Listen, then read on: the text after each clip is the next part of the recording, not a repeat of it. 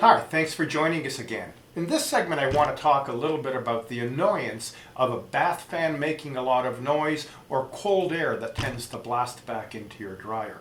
Well, we can avoid all of that with the use of a unique little product that we've created called the DraftBlocker. The DraftBlocker is really just what it sounds like. Air can go in one direction, but it blocks the air from going in the other direction. Very, very simply put, it snaps into the back of the tailpiece of the vent cap.